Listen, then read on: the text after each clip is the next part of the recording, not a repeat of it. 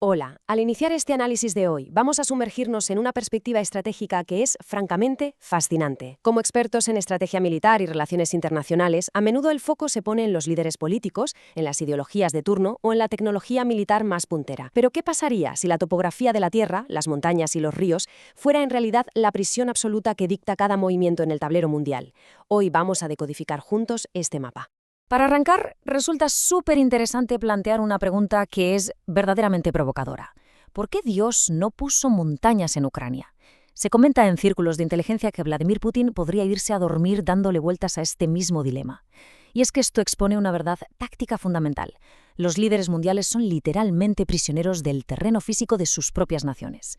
La falta de barreras naturales deja inevitablemente la puerta abierta de par en par a las invasiones, obligando a las naciones a reaccionar sí o sí. Nuestro mapa de operaciones de hoy es bastante directo. Veremos 1. El prisionero geográfico. 2. Rusia, el dilema terrestre. 3. China, la gran muralla natural. 4. Estados Unidos, la fortaleza perfecta. 5. El pulso entre tecnología y geografía. Y 6. El próximo campo de batalla. Empezamos con la sección 1, el prisionero geográfico. El meollo de la cuestión aquí es entender bien qué significa esto de ser un prisionero geográfico. Pensemos que desde el mismísimo imperio ateniense o los persas hasta las superpotencias que dominan hoy en día, el terreno ha limitado de forma drástica lo que los líderes pueden y no pueden hacer. Sí, tenemos misiles hipersónicos y ciberguerra, por supuesto, pero las decisiones de quienes dirigen a los miles de millones de habitantes de este planeta nunca van a dejar de estar condicionadas por esos desiertos que no se pueden cruzar fácilmente o por los mares infranqueables que bloquean el paso. Pasamos a la sección 2. Rusia y su tremendo dilema terrestre. Si observamos la inmensa llanura noreuropea, nos damos cuenta de que es una extensión enorme, sin un solo accidente geográfico que valga la pena. Básicamente, es un embudo natural que, para colmo, se va haciendo más ancho a medida que se acerca a Moscú. Esta ausencia total de montañas que sirvan de escudo protector en el oeste es el origen directo de las mayores pesadillas militares de Rusia, tanto históricas como actuales. Y no es para menos, porque cada gran invasión que han sufrido a lo largo de los siglos ha entrado directamente por esa misma planicie ininterrumpida, un verdadero quebradero de cabeza estratégico.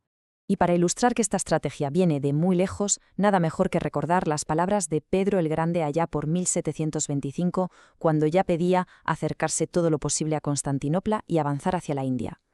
Rusia arrastra siempre la misma desventaja geográfica. No tienen un puerto de aguas cálidas con acceso directo y continuo a los océanos globales. Su flota, en muchas ocasiones, se queda literalmente congelada y atrapada durante meses. Esto convierte el control de las zonas costeras más cálidas en una necesidad estratégica absolutamente desesperada que se repite siglo tras siglo.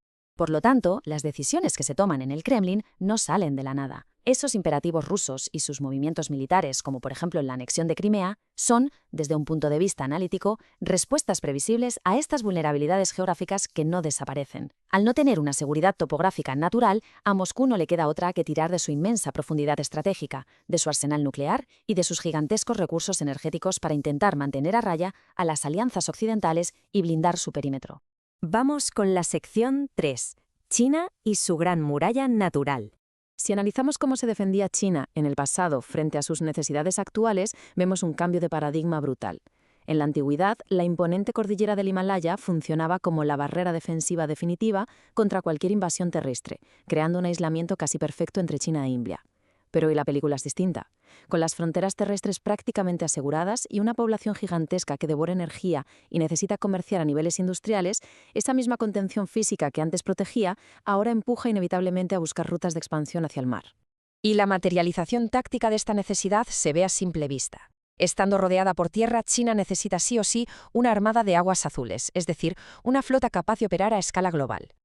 Para romper ese cerco naval que perciben, la jugada estratégica ha consistido en crear islas artificiales de la nada, sobre arrecifes, montando pistas de aterrizaje y sistemas de artillería.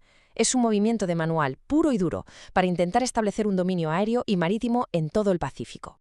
Haciendo un repaso rápido por sus flancos, al norte están blindados por la inmensidad del desierto de Gobi, que hace las veces de sistema de alerta temprana.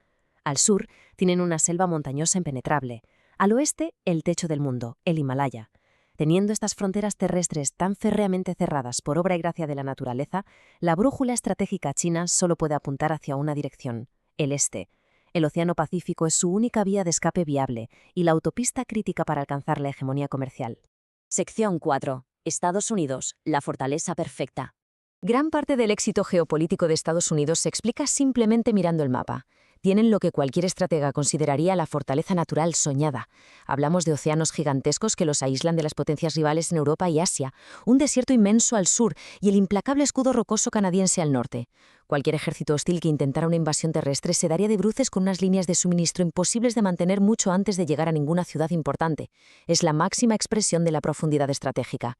Pero ojo, porque tener esa inmensa masa continental también traía consigo un problema logístico de proporciones épicas. Mover una flota de un océano a otro implicaba un viaje de pesadilla de miles de kilómetros rodeando el Cabo de Hornos. Y ahí es donde entra en juego el Canal de Panamá. Ese fue el momento exacto en el que la ingeniería logró derrotar temporalmente a la geografía, uniendo el Atlántico con el Pacífico y consolidando a la nación como la potencia bioceánica indiscutible. Pasamos a la sección 5. El choque entre tecnología y geografía. A simple vista, hay ejemplos alucinantes de cómo parece que hemos vencido a la geografía. Los bombarderos furtivos pueden despegar hoy en el centro de Norteamérica, lanzar un ataque de altísima precisión en Oriente Medio y volver a su base sin pisar tierra en ningún otro sitio. Suena increíble, ¿verdad? Pero luego nos damos cuenta de la cruda realidad sobre el terreno. Pensemos en el año 2001, cuando la Alianza del Norte en Afganistán, aun contando con el respaldo de la tecnología satelital militar más avanzada del planeta, se quedó totalmente ciega y paralizada en el barro por culpa de una simple tormenta de arena extrema. Esta reflexión resume a la perfección el corazón de la estrategia militar contemporánea. Por mucho que los drones, el poderío aéreo y el ciberespacio hayan revolucionado las reglas del juego, comprimiendo el tiempo y el espacio, al final del día las tropas siguen atadas al barro, a las inclemencias del tiempo, a las montañas que no se pueden cruzar y a la fricción constante de la guerra táctica a nivel de superficie. La geografía sencillamente se niega a ser ignorada. Y por último, la sección 6, el próximo campo de batalla. Sin lugar a dudas, el Ártico se perfila como el inminente campo de batalla diplomático y militar a nivel mundial. El deshielo está redibujando los mapas geopolíticos a una velocidad de vértigo, dejando al descubierto formidables yacimientos de energía que antes eran completamente inaccesibles. Ya estamos viendo a potencias entrenar divisiones militares específicas para el Alto Norte y construir rompehielos nucleares gigantescos, mientras las alianzas globales reajustan sus defensas a contrarreloj. Se están forjando realidades geográficas completamente nuevas ante nuestros propios ojos. Y todo esto nos deja con una reflexión final verdaderamente intrigante. Si hemos establecido que la humanidad es prisionera de la geografía aquí en la Tierra, ¿qué va a pasar exactamente cuando logremos romper definitivamente las cadenas de la gravedad? Mientras observamos el desarrollo frenético de satélites militares y armamento orbital, cabe preguntarse, ¿conseguirá el espacio liberarnos por fin de nuestra prisión terrenal? ¿O simplemente acabaremos trasladando el tablero y creando nuevas fronteras estratégicas y nuevos campos de batalla en medio de las estrellas? Es un interrogante profundo que sin duda definirá el futuro de nuestra estrategia global.